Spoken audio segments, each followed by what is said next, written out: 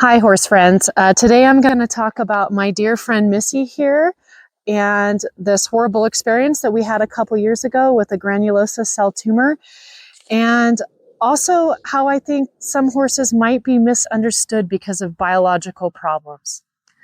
So a few years ago, my sweet, docile mare here started acting like a horrible stallion. I mean, rearing, striking, pawing, screaming, just not her normal self. This is one of the best horses I have ever personally owned.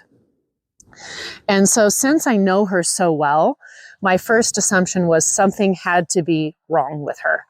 I've had her for 17 years, and a horse doesn't just wake up overnight and go, hey, today I'm going to act like a stallion and I'm just going to be unruly and not listen to anything you're saying. So I immediately called my vet, and she had a pretty good inclination of what she thought might be going on once I called her. So she came out straight away and she says, we're going to pop an ultrasound on Miss Missy here, because she knows her really well too, and says that is not like her. So she put an ultrasound in, and she ultrasounded inside her uterus and her ovaries. And what she found was a tumor on her right ovary. We call that tumor a granulosa cell tumor. Now, my heart bleeds for horses that might not be listened to.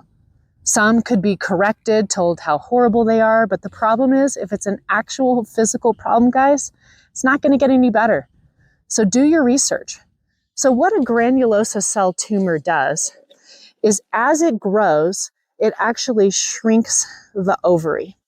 When the ovary shrinks, the body produces less estrogen on that side, and the tumor itself secretes testosterone. So what happens? The horse thinks that she's a stallion. She doesn't know how to handle these hormones. As the tumor increases in size, so does the amount of testosterone that the tumor excretes. So what do you do for it, right? Well, you have to have it taken out. It's a surgical procedure, and it's not an easy one.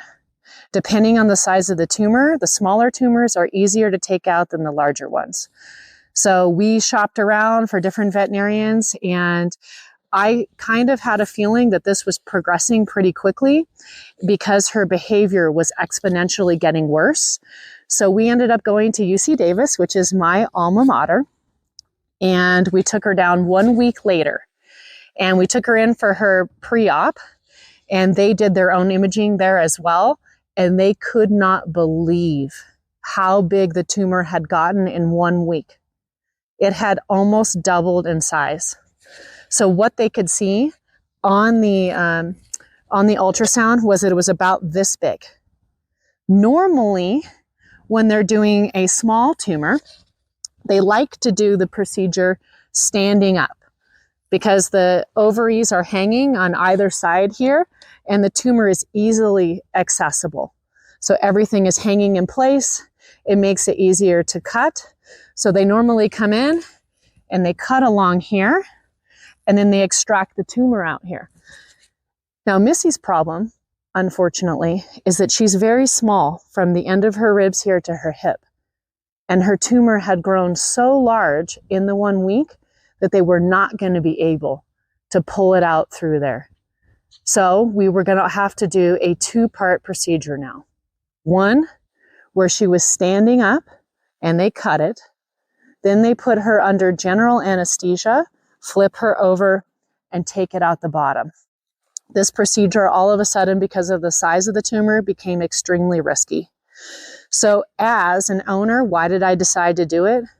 Well, eventually the tumor probably would have killed her anyway. So for me, I was willing to take the risk, and a huge financial risk, guys. This procedure was extremely expensive. I'm still paying for it. Yeah, quite expensive. But I figured I could get my horse back.